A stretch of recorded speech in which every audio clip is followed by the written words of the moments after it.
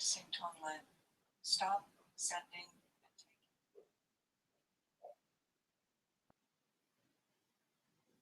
taking. Good morning. Welcome to day 51 of 90 days of meditation and transformation. A bit raggedy here this morning for some reason. Fix the hair up there. It's like my little mirror in the video. So this week our focus is mindfulness and emotional regulation. I'm going to adjust the light just a little bit. But in light of this week's events, I thought we would do a different practice, something called Tonglen. But I'll take us through the practice. One of the things that I just want to briefly mention, and perhaps we can follow this theme up all week long because it fits quite well in the context of mindfulness and emotional regulation, is that first thing that we do when strong emotions, either quote unquote in the common vernacular, positive or negative, are arising, we simply note their appearance. There's nothing wrong with them. What happens is when we're feeling anger and sadness and grief and thickness and that throat closing kind of feeling, obviously it feels very uncomfortable in the body. We want it to go away. We feel like we can't handle it. And physically the symptoms are quite strong. That's understandable, the sense that we can't handle it. However, our practice is a warrior practice. It's a connected practice. It's a fierce practice. And we meet that which is arising. Our tendency and the desire of the egoic mind, the discursive thinking, is to spin into story, to say things. And this can be, you can see this across so many aspects of your life. So again, don't take it from me. See for yourself. But when something unpleasant happens, we right away want to move away from the feeling and we'll go into story. If only that person wasn't driving so slow in front of me, I would be okay. Why do they have to let old people on the road? Why do they let women drive? Why do they let distracted people drive? We don't want to feel the frustration. And we want to make that thing go away. You know, if only the police were doing their job better, only police were calmer and didn't shoot innocent Black men, white women, if only religion wasn't present in this world, we wouldn't have these problems. So though that type of thinking creates more suffering, it creates a loop that we get hooked on, and actually our difficult feelings get embedded. So rather than take that line of action, which there is a place for it. I mean, anger and sadness and these strong emotions are often messengers for us. They're indicators that we need to take some action. So we welcome them.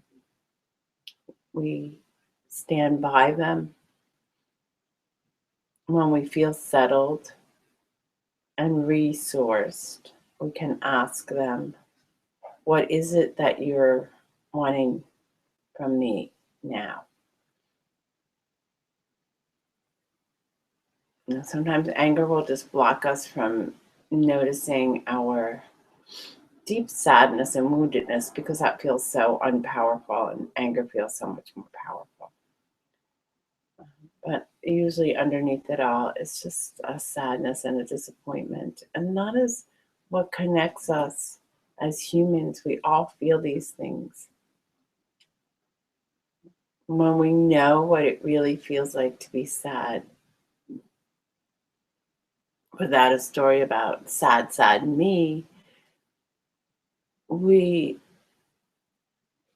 actually become more alive, and we can recognize and have compassion for our fellow travelers as they go through similar things. I had a friend last night who had recently had a great loss, and she is still mourning this loss and um, sobbing and weeping a year later. It's very hard. Grief. One incident can be attached to so many incidents of loss, and it takes time to move through those periods. But we also get a chance to recognize what else is there in the middle of such things. So we're going to first, so the practice of Tonglen is what's called this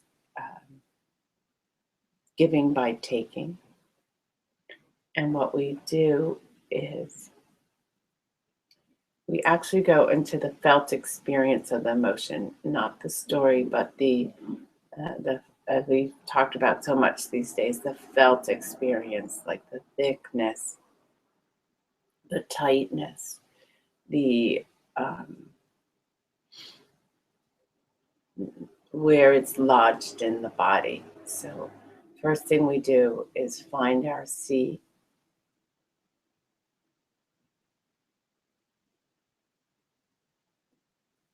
Feel your place of connection with this present moment in time.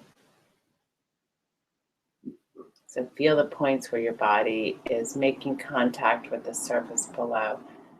Feel the groundedness of your legs and your sitting bones.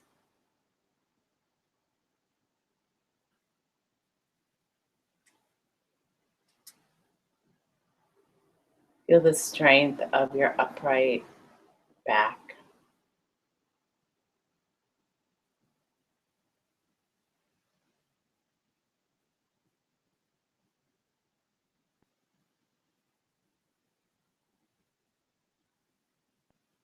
Feel the softness, perhaps a sense of vulnerability with the open front of your body.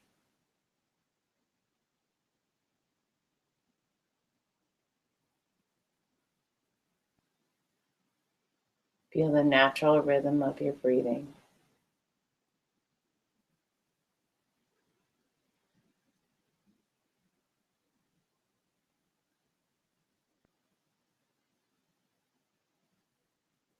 And then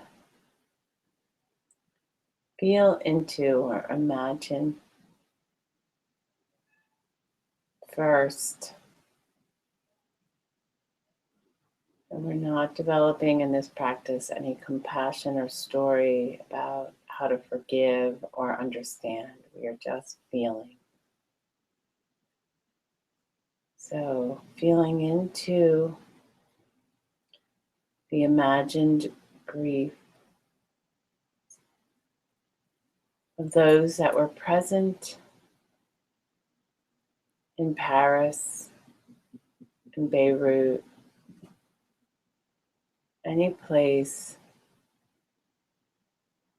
over the past week where there was an unexpected carnage.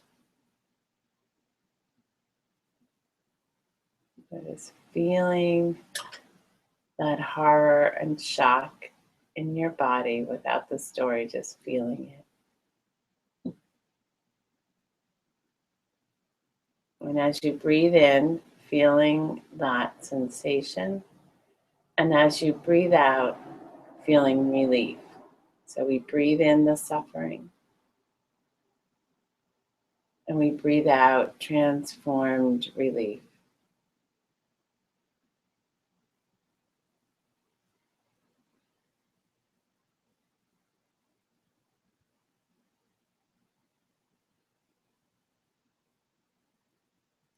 And we can use the sincere desire to transform the suffering of those, including ourselves. So we breathe it in, feel it in the body. And we exhale, letting it go, finding a calmness, a coolness, a letting go.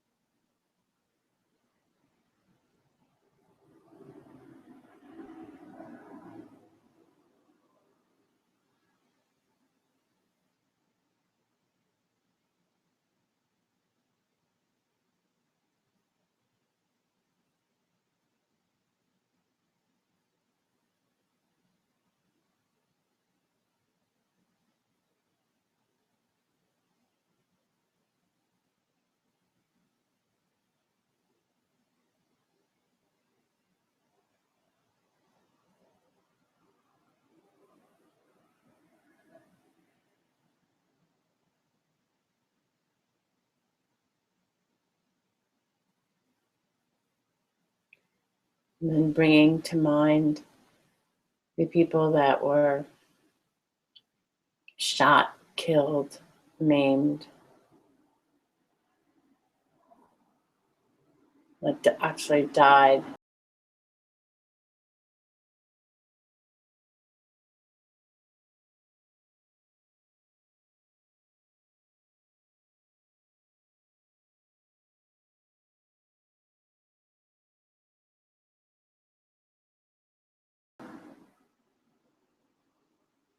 Knowing their confusion, their suddenness, their perhaps their consciousness wandering, perhaps whatever it is, and just take in that moment of shock and then send out a sense of ease, calm, hoping that that spirit finds its way, if that makes sense to you.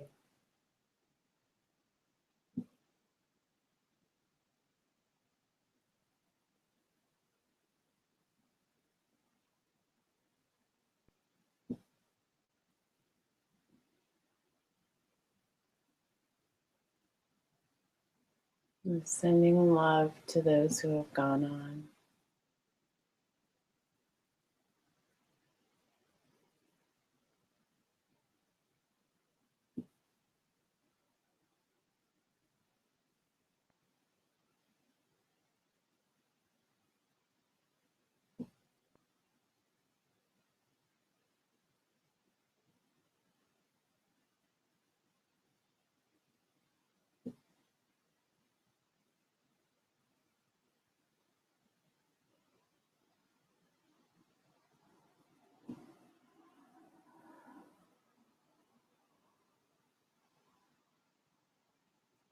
And then taking in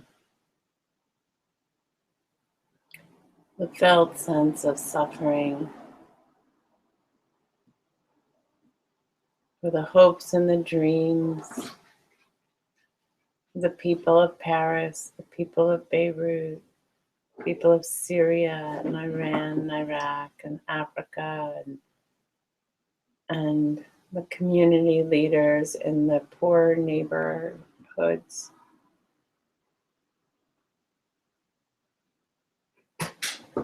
In our own country, all the groups that have worked so hard and labored so hard to create a better future for their loved ones, taking in their grief and transforming it into relief.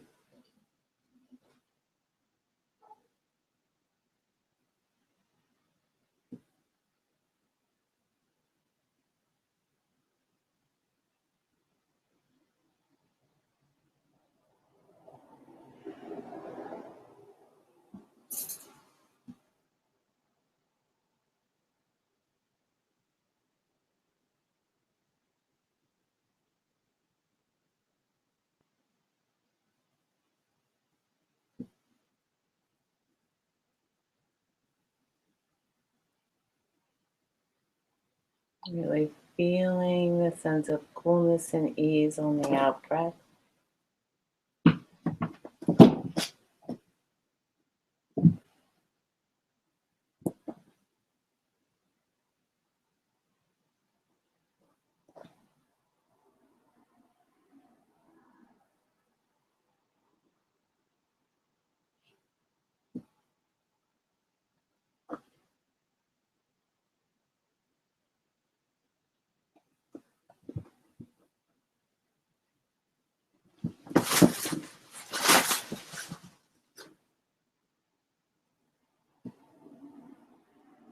Here we can recognize we're going to end the practice.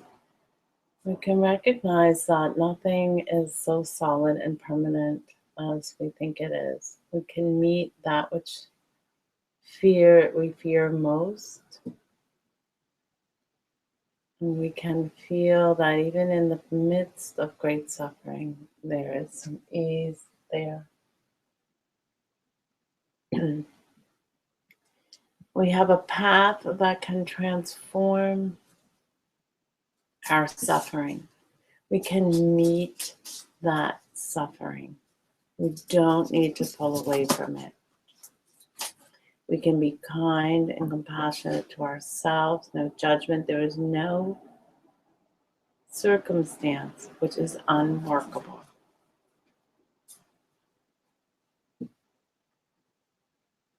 Right? We are deeply connected to all that occurs. There's really no inner, no outer.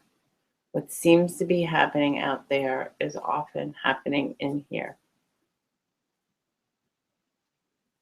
So, thank you all for practicing with me. Have a blessed Monday. Do your best. Be kind to those you meet. Everybody is processing grief in their own way. Some are unaware of it. Some are holding it. It's like a string attached to many, many, many feelings of powerless, hopelessness, etc. So when people have that as part of their story, when an event happens, it may impact them greater.